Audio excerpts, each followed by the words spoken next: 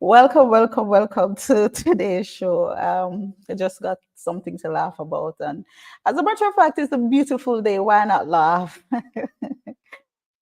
Welcome to all the listeners and viewers to today's show with your girl, Charlene Clark.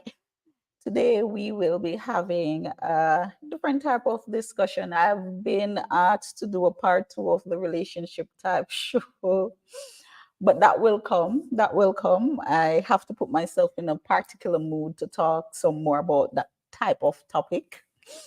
And it will eventually come. Nonetheless, we continue to have our discussions because, of course, this is the platform where we talk about anything. As long as it's relatable, we will talk about it.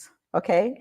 So it's a pleasure to be here with you this Sunday afternoon, Sunday morning, Sunday night, wherever you are. And it's not a popcorn type of show this afternoon. I mean, probably it's a red wine type of show. Nonetheless, welcome. If you choose to have popcorn, then popcorn it is. If you choose to have red wine, then red wine it is. Today, we will be discussing something different. I mean, we'll be talking about organization and really and truly looking at deciphering organizational dynamics, in terms of looking at how we can thrive within an organization despite what is going on in our peripheral. But of course, before we start our discussion, let me remind you that of course, we have the chat box here or the comment section, pardon me, the comment section. So if you need to communicate with me or other viewers on the show, please go right ahead and place your comment in the comment section. From time to time, it would seem as though I'm staring right at you, or sometimes I might be staring away from you because I'm looking in the camera right there and I'm looking down at the laptop. Where is it? The camera right here, the camera somewhere, and the laptop somewhere, wherever, right? But nonetheless, I'm still being focused and I'm still looking at you. But sometimes I would glance away a little bit. It's that kind of a thing, that kind of a setup, right? And of course, if you need to reach out to me, you can do so via email at hrm@designtoinspire.biz. That's hrm@designtoinspire.biz. Or of course, you may DM me right here if you need my services. You can also, I invite you to visit my webpage at designtoinspire.biz. And there you will see all the different types of services I offer. And yes, let's have a healthy discussion this afternoon.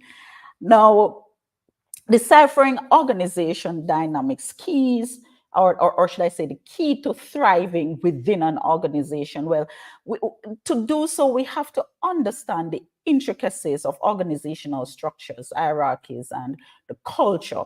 An organizational culture is very important to thriving within that specific organization. You have to understand the organizational culture. Now, organizational structures define how we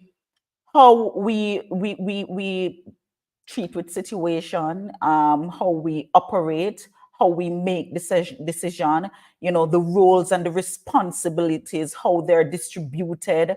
While hierarchy, the purpose of hierarchy, and remember, it's my opinion, we can share, right? It delineates power dynamics and influence, right? So the culture within the organization, on the other hand, it shapes the value.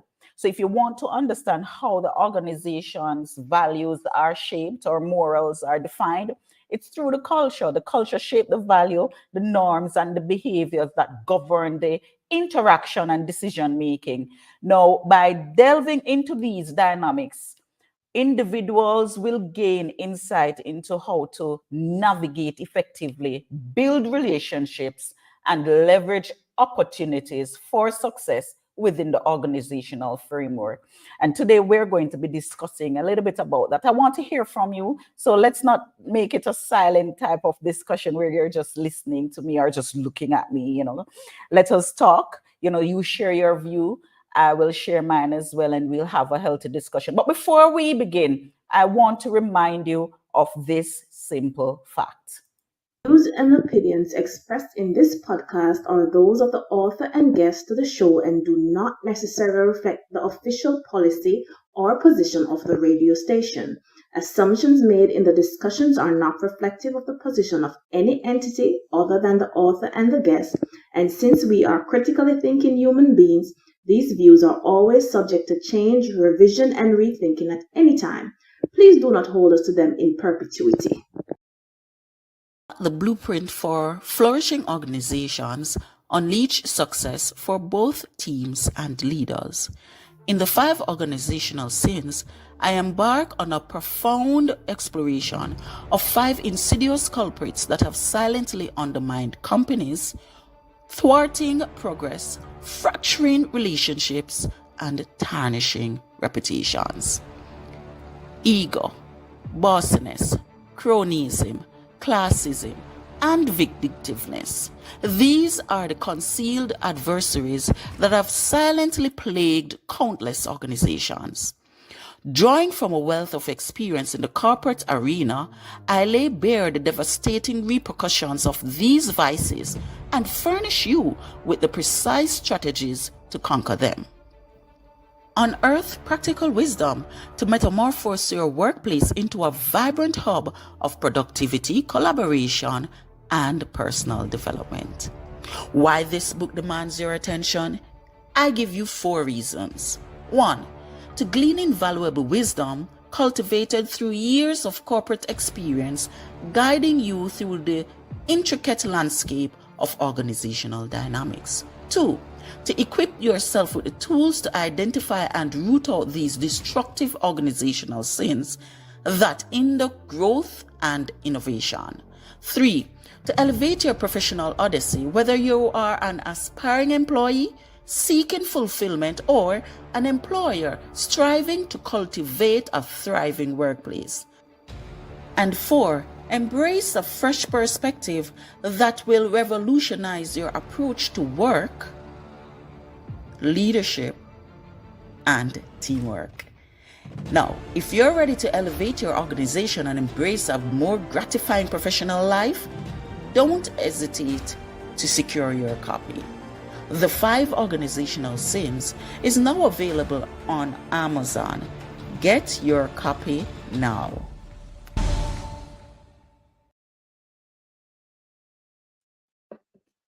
All right. Now that we understand that the views, or it's our views shared together, it's not a factual statement per se, it's not factual.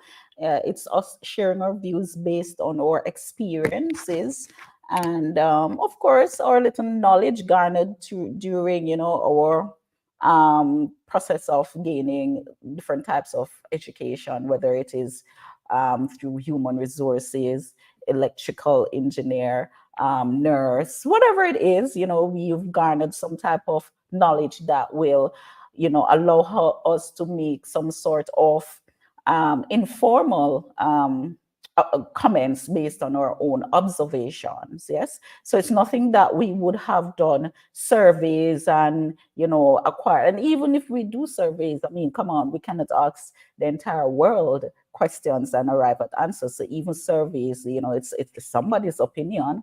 And of course, we do have areas where we would not be able to cover based on the limited resources, so to speak. All right. So how do we thrive in an organization despite the peripherals? I want to call it the peripherals, whatever is happening around you. How do you thrive within an organization without drowning? Because, of course, first thing that you need to understand, or you should understand, I encourage you to understand, is this very first thing that is very, very, very fundamental, is that once we are placed in a situation where we're working with people, remember, we're not just working with tools, we're working with people. The most important thing for us to understand is that people are diverse. People are diverse in the way they do things.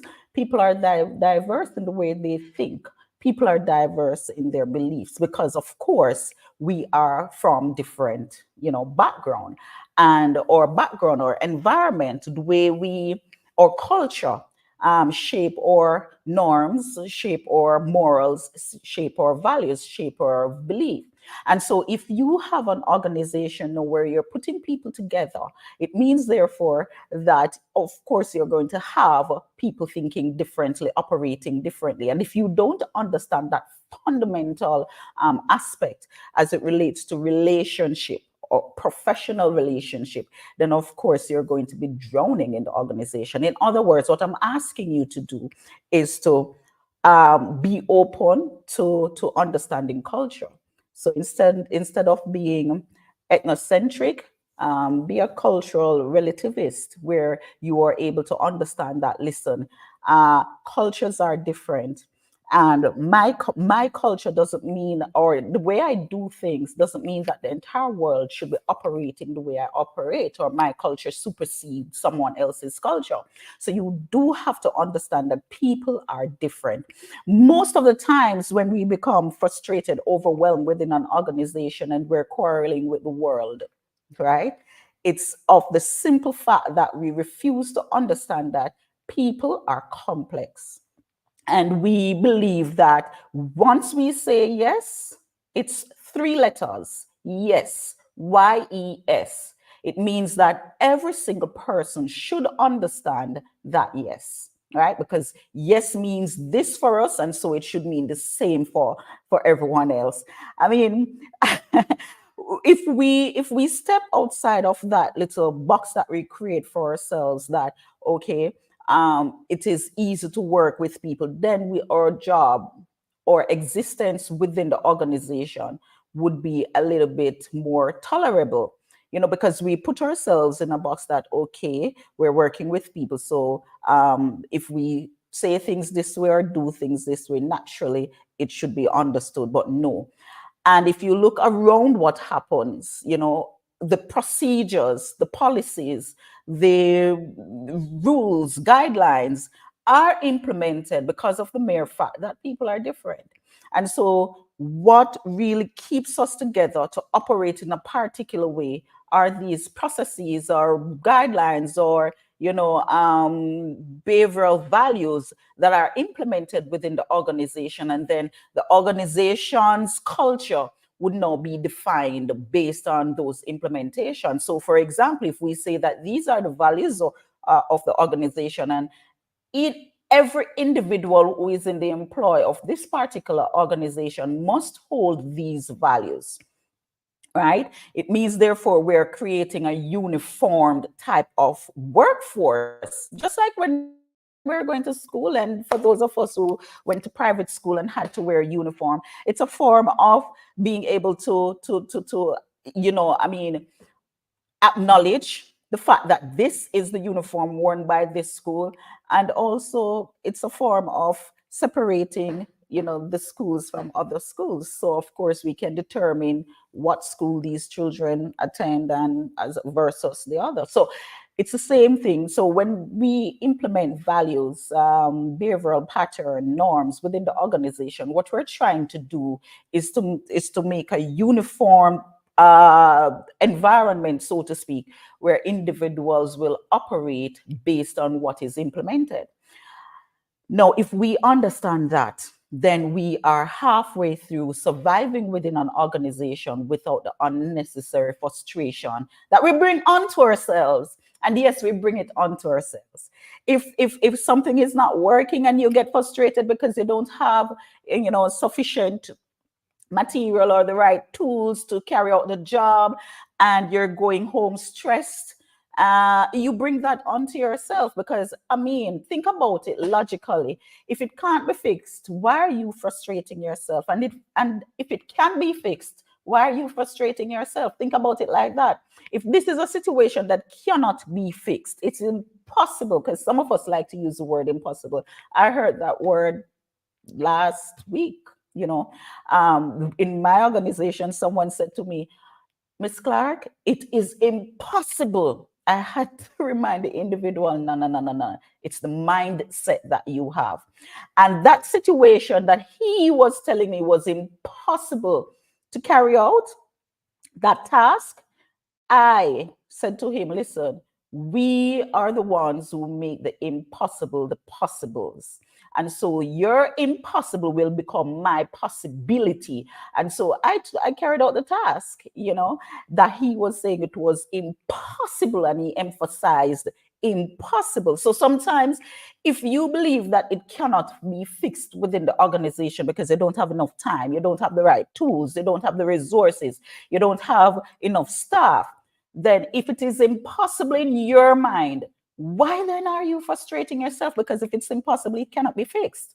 But if it is possible that, this task can be carried out, because yes, I don't have these things, but I can find a way, why then are you still frustrating yourselves? So that is why I said, we bring the frustration onto ourselves. Yes. So let us understand first that fundamental part of things. And if you do understand that, you're halfway there to thriving within an organization without drowning, right? So you're swimming. Yes, if you understand that bit, you're swimming. Now, it is important for us to understand the organizational structure. And the organizational structure refers to the framework that defines how activities are coordinated and controlled within the organization.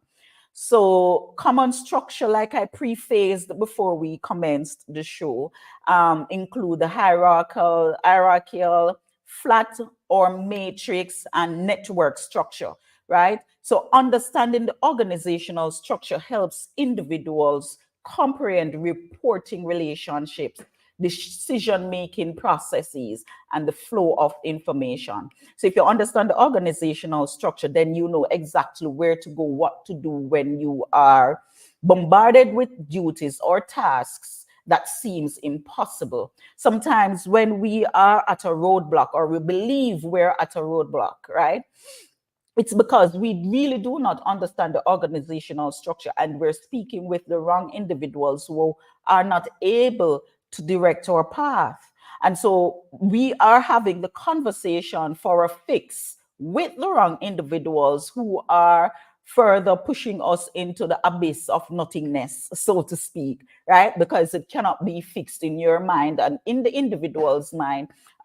They are not equipped with the talent, so to, and the tools and or the resources as well to assist with fixing that situation. So you have to understand the organizational structure to say to yourself then, hey, if I have a challenge with this particular task or these individuals, whatever the situation is, then I know exactly who to speak with to have it, fixed, or to get some help, with fixing this issue.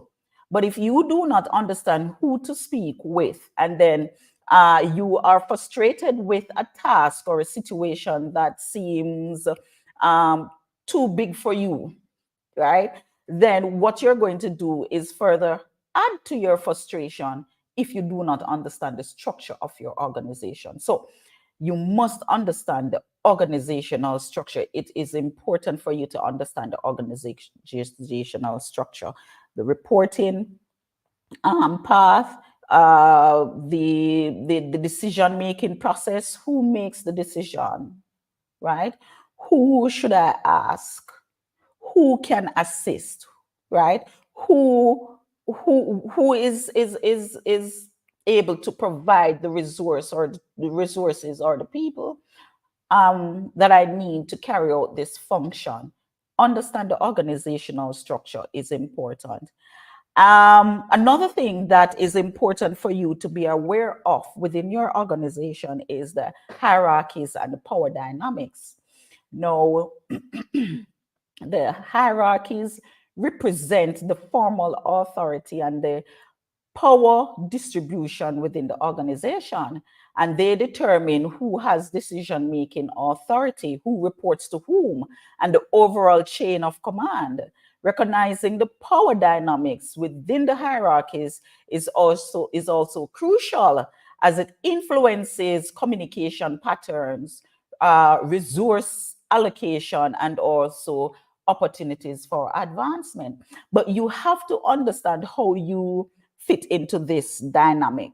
So understanding the era, because with power within the organization, power is something that is very prominent, so to speak, and quite a number of persons are at, tug of war, so, fighting for that power, because with power comes the ability to make certain decision without someone questioning your authority. And within the organization, let me not say everyone, most persons who are placed in strategic positions, they find themselves at, a kind of bumping heads. They find themselves bumping heads because they're fighting, for this power, because this is the power that I need to make myself the almighty of the organization. And if I acquire this power, it means therefore that the buck stops with me, right? So you have to be very careful when it comes to understanding the power dynamics. Because if you, and this is what I mean, if you believe that, okay, this is the individual I go to because this is where the power is, you might be stroking someone's ego, or you might be hurting someone's ego. So you have to understand that, be very observant as it relates to the power and power struggles within the organization, because there exists power struggle within organization. Everybody wants to be that person, the go-to person, the person who has all the answers, even if they don't, right? The person who has the highest authority where no one can question my action, and you don't want to get into the mix of that. But understanding the hierarchies and the power dynamics would be very crucial to minimize your frustration when dealing with certain issues within the organization, right?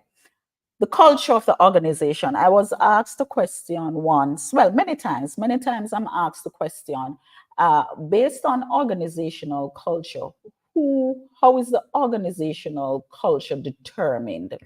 And the culture of the organization encompasses the shared values, the beliefs, the norms, and the behaviors that defines the organization's identity, right? It influences employee attitudes, their behaviors, and interactions, shaping the organization and its climate, right? Understanding the organizational culture, though, will help you navigate social dynamics aligned with the behavior within the organizational values and foster a positive work environment. It can be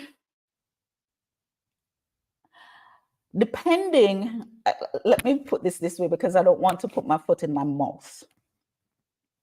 When we speak of the organizational culture, an organizational culture is not always something that is positive. It depends on how the culture was formed and how the interaction of those who are in the employ of that particular organization span out, so to speak. So I am being very I'm being very careful with my choice of words here.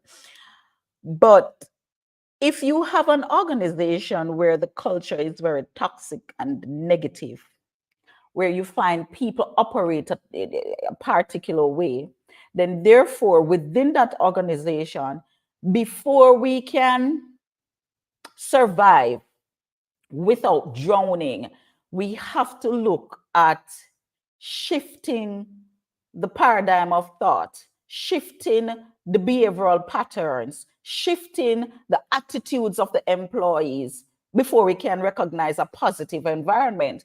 I know I just stated that if you understand the culture of the organization, it will foster a positive work environment, but not in all cases. So I want to make that clear before, I'm asked the question. If you recognize that the organizational culture is one that is negative, is one that is toxic, is one that is unhealthy, before we can survive in that particular organization, then we need to change the culture. Now, changing the culture of an organization, especially if it has been fermented, when things are fermented, it's well set. Well, right? It is going to take years, time, focus, and energy. Because to change the culture of an organization means that you would have to engage the employees, because it's the employees' attitude, way of thinking, behavioral pattern that needs changing. And you and I know, or if you don't know, let me share with you that you cannot change people. People change when they see the need for a change. So we cannot just go in and say, okay, this is negative, this is toxic, we're going to change people. No, you can't change people unless they see the need for change. And that is why if the organizational culture is toxic, it becomes very hard for those who are given the task to somewhat fix that kind of environment, because we're dealing with people. Anything that involves people and the modification of behavior and the shifting of, how they think and how they see things, it's going to be challenging. Because first there has to be some sort of light bulb moment. That individual or those individuals would have to have some type of light bulb moment before the change can be seen.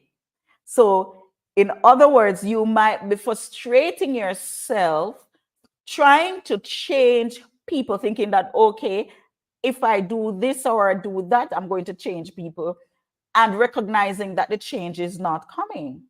How do you do that though? How do you change the culture, or how do you modify the culture of an organization if that culture is toxic and is not healthy for the organization nor the employees of the organization? How do you do that? Well, we have processes that we implement. So you can look at implementing how we engage, how we do things. You can look at um, defining, values for the organization.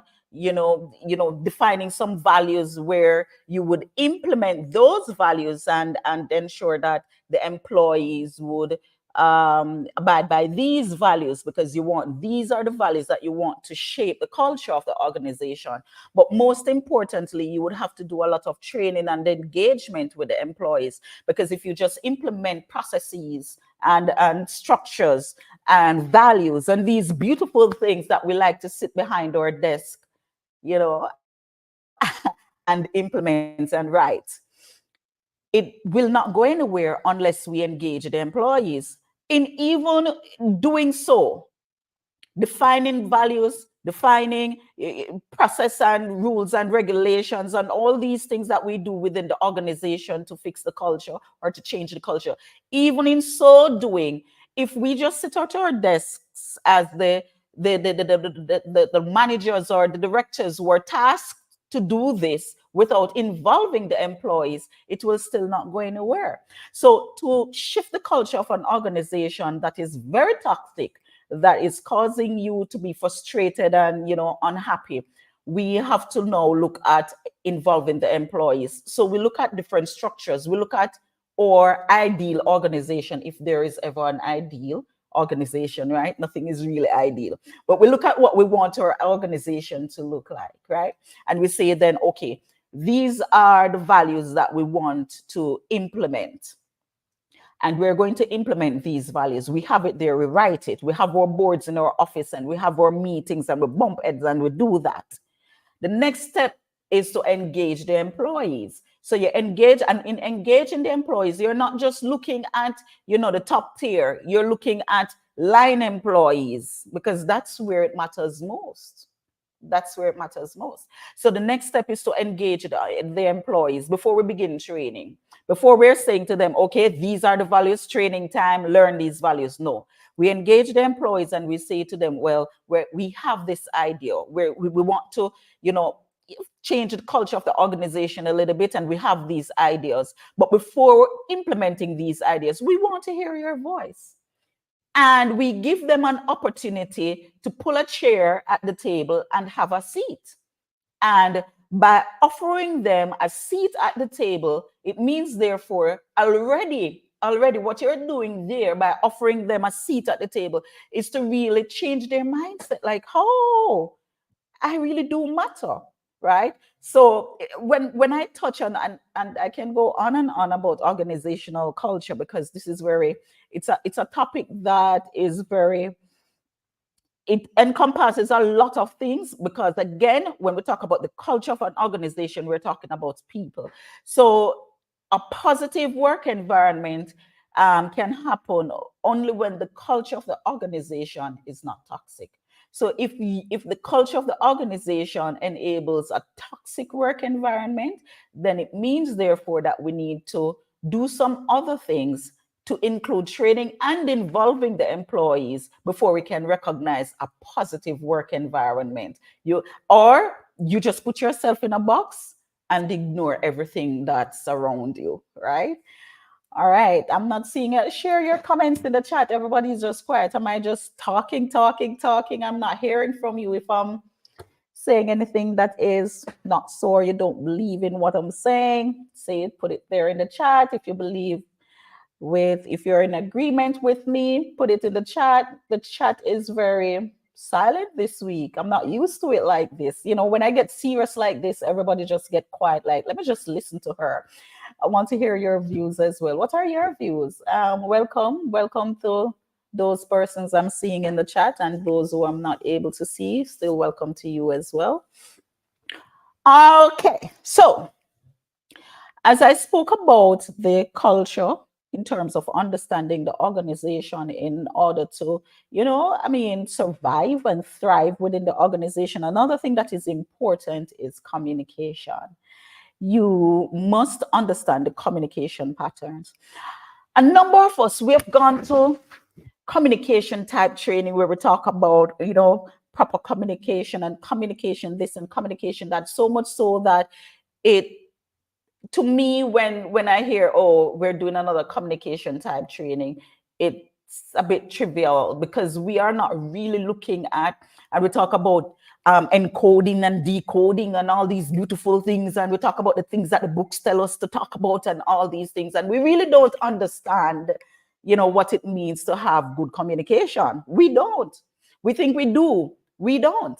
And we do the communication type test where we start at what at the end of the table, and by the time it reached the end of the table, it changed, and all these things. Yes, I've been there, done that. But to really understand communication, let me ask this, or let me put this out there, right? And please comment in the chat, please. You're too quiet. You're too quiet.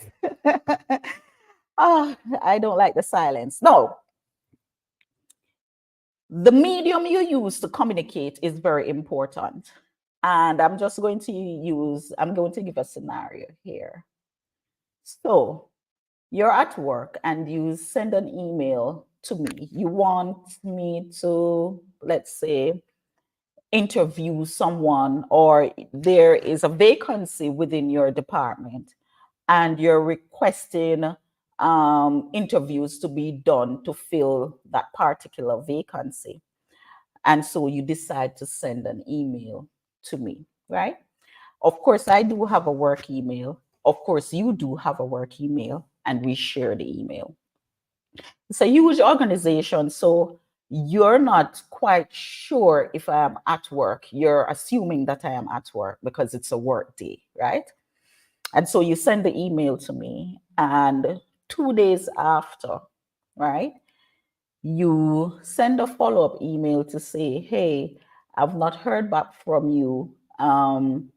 Could you give me an update about the interviews that I've requested? Okay. And you are summoned to a meeting by your boss, well, not boss, but your leader, right? Because he now wants to know where the process is. What have you done so far? And you go to that meeting and you say, well, then I've sent Miss Clark an email 4 days ago requesting for interviews. I've not heard from her and I'm not sure, so it's not my fault, because we like to point fingers in the organizations as well. So I've not heard from her, so it's not my fault. I'm still waiting on her. I sent her the email 4 days ago. So in your mind, you're saying to yourself that, okay, the communication is closed, right? And then your leader would say to you, but Miss Clark is not at work. She's on vacation. That you would not know because you're not privy to that information. No. Many times we operate like that within the organization. We send text messages because we have our chat groups, and we send text message, and we believe that the individual, as long as we hit the button send, we believe that the individual will read this message at the time it was sent, will provide a response based on our expectation, because of course I sent the message. Or we send an email, and because it's a work day, it's a work email, And we believe as soon as we hit the send button, the individual on the receiving end will read this message, understand what is within this message, and we sit and wait for this individual to, action what we are requesting. So the communication is there. And that is a big issue.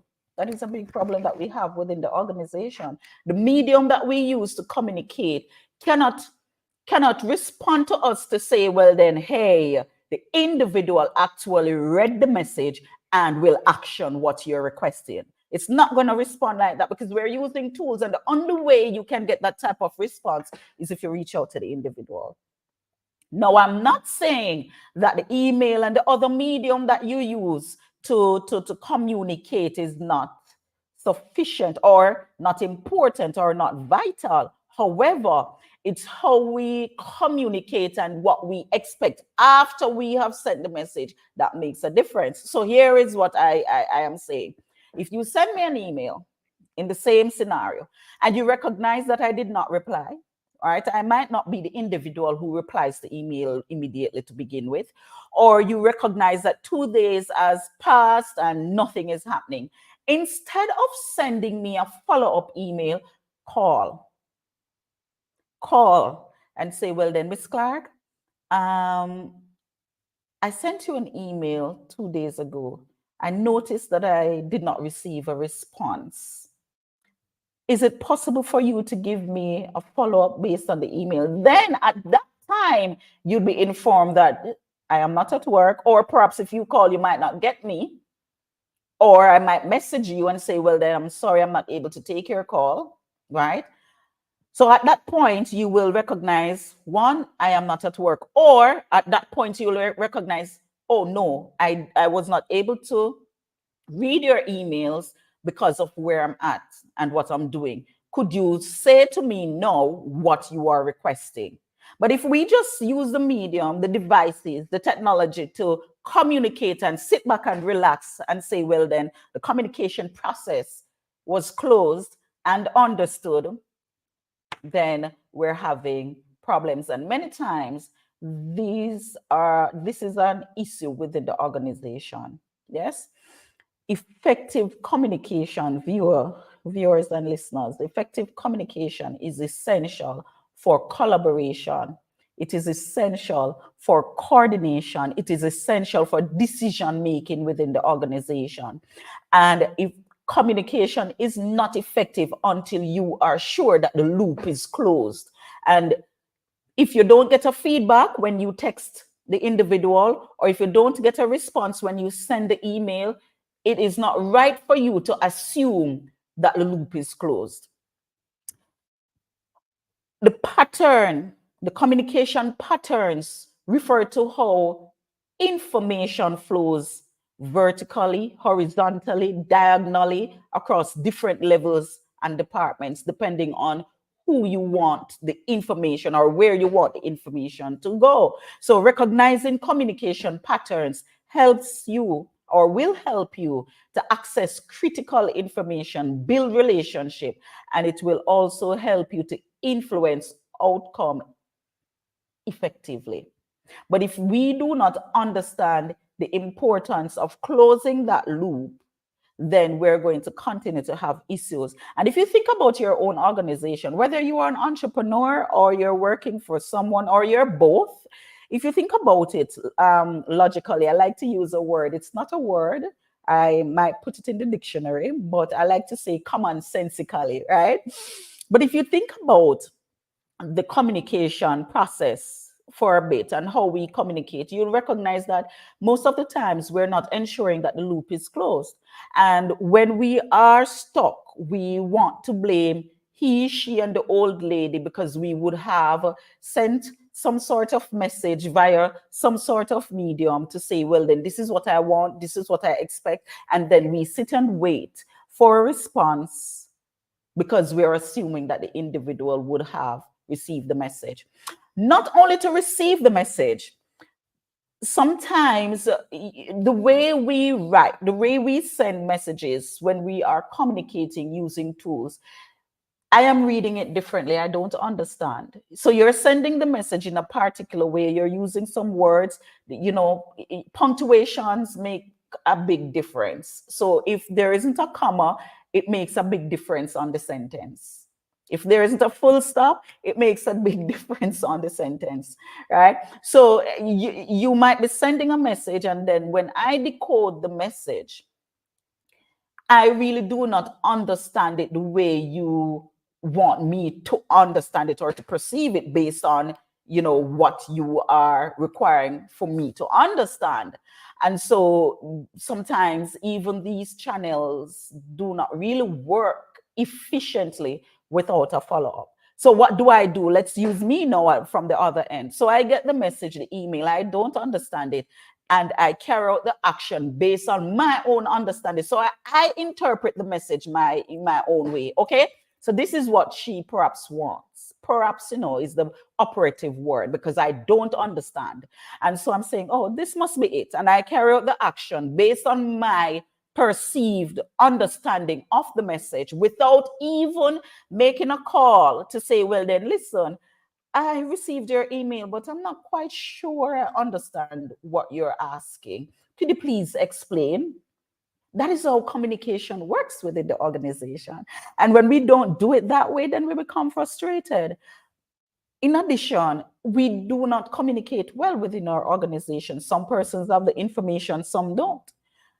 And sometimes the key person who is supposed to have the information in order to make sure that the task is complete or the task is completed, they don't have the information. Or sometimes, the information is provided through a third party. And most of the times, I'm using some words here, but not most, but some of the times, when you receive the information from a third party, it's not effective. It's not effective, right? So the way we communicate, the communication patterns within the organization must be understood if you need to survive and thrive within your organization without drowning. I'm not hearing from you, Andrea, Stephen, Leonard, um, Claire, Carol. Welcome, all of you. Welcome. What do you have to say? You're so quiet. We're taking a little break. Please do not go anywhere. Stay right here. I will be right back. Are you currently navigating personal challenges or difficulties seeking professional support? Solution offers comprehensive counseling services to assist you in areas such as grief, couples counseling, individual counseling, family mediation, and overall mental and emotional well-being. Contact us today for soulful healing.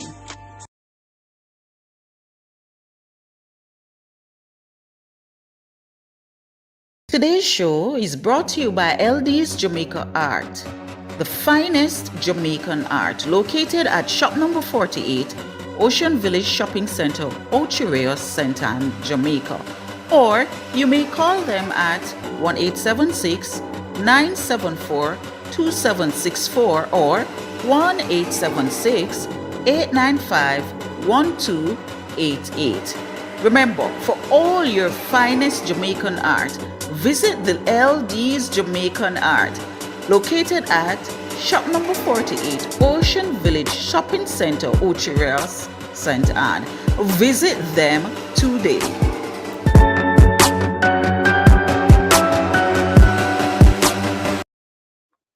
All right.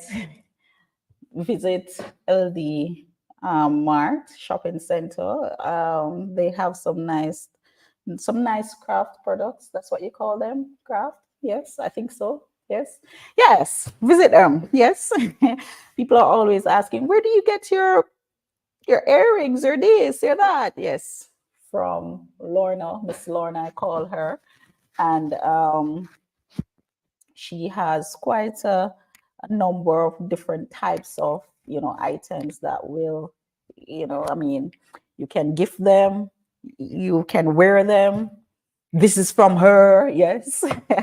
So she has some very nice items that you can purchase from her, and they're at very good prices. So visit her store right there in Ocheria. Some let me see, our number is there. If you didn't get the number, of course, reach out to me and I'll be glad to share the information with you.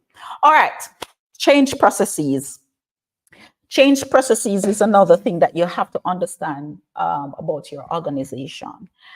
A number of persons, especially baby boomers, that's what they call them. Correct me if I'm wrong. Baby boomers, those persons who are within the age of between the ages of what, up to 50, I believe.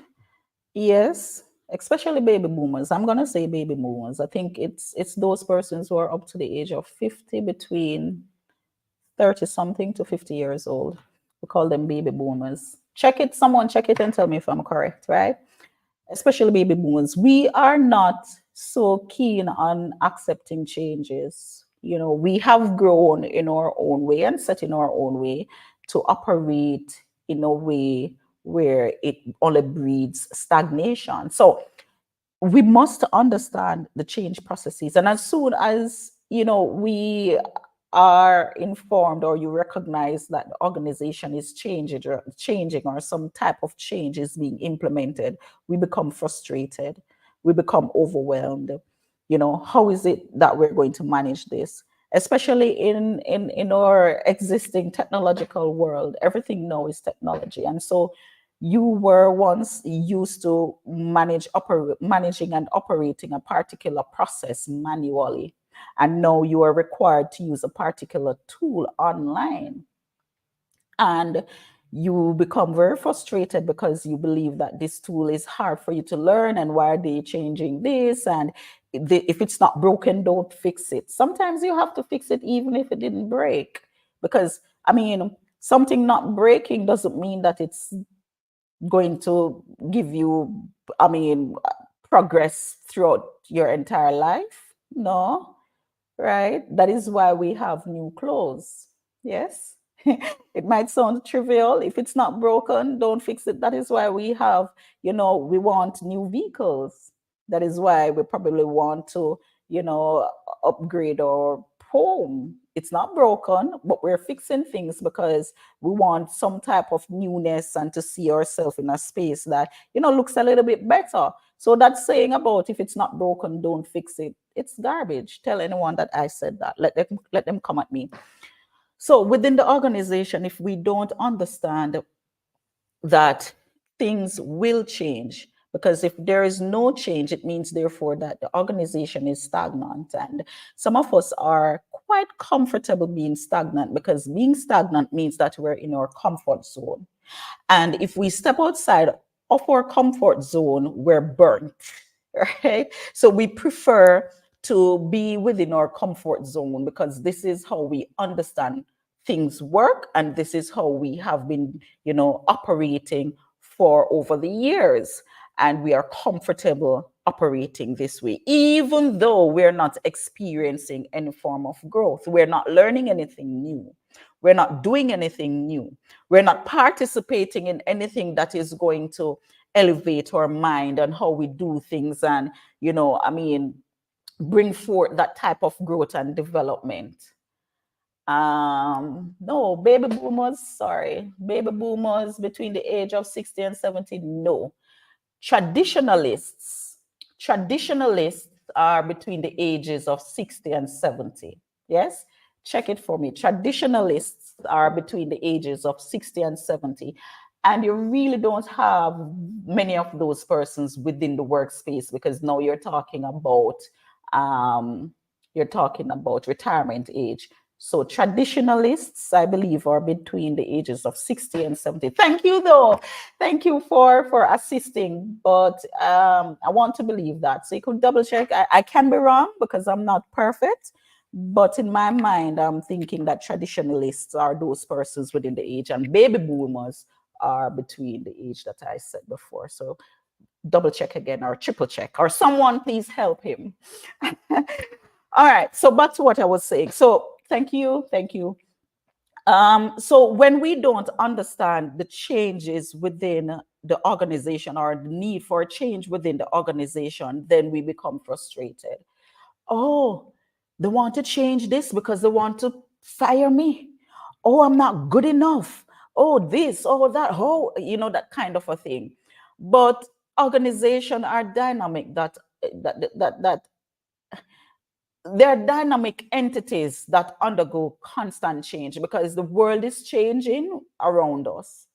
And if we are providing products and services, we cannot be stagnant in how we provide these products and services while the world is changing, because our provision of same might become irrelevant. And for an organization to remain relevant, there must be some type of change to to ensure that efficiency and effectiveness is obtained, right? So change processes involve initiating, planning, implementing. It involves managing change initiatives to achieve organizational goals. And even the goals of the organizations sometimes are tweaked after a particular time. Because I might start out with my, goal being providing a particular service within a space. And over time, I recognize that, okay, I have become stagnant within this space. There is nothing more here that I can use to, recognize that form of growth and development to elevate.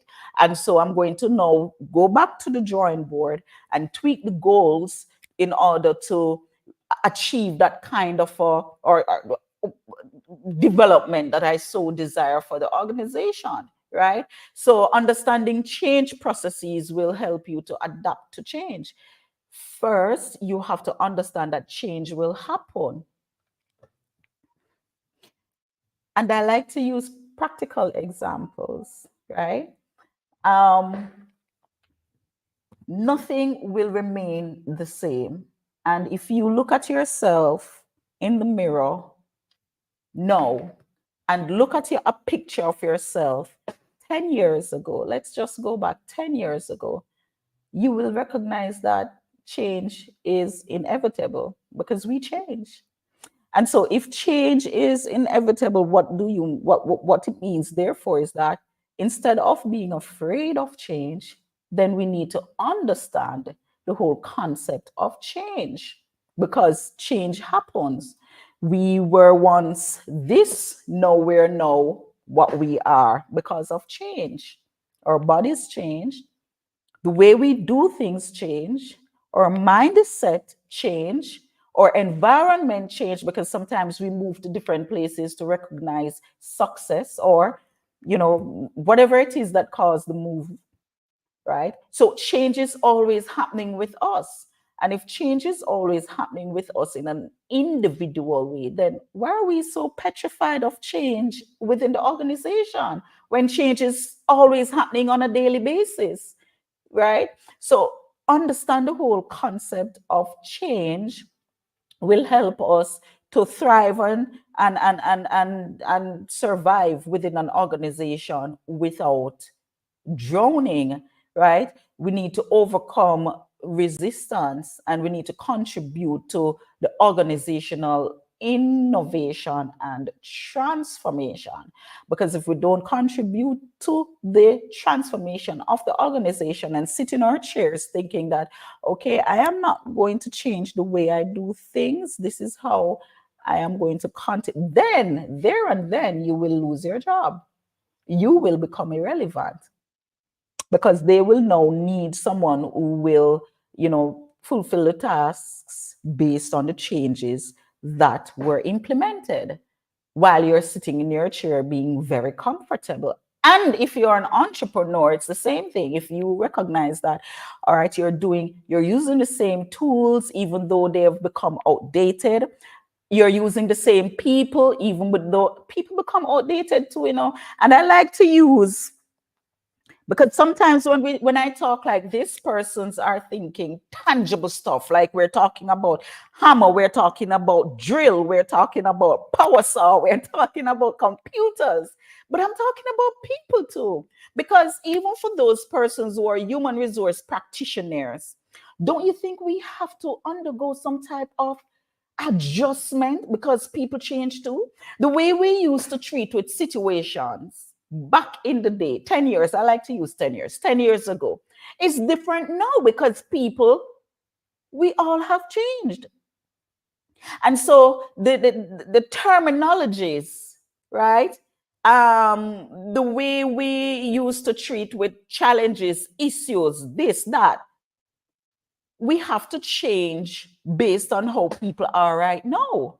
So even those stuff that are not tangible or personalities, we do have to change those as well within the organization in order for the organization to be progressive.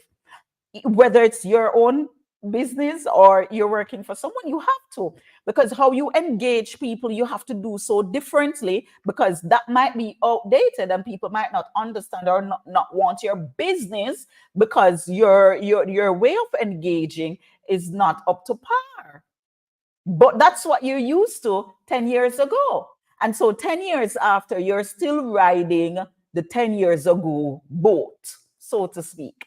And being in the boat, you're drowning.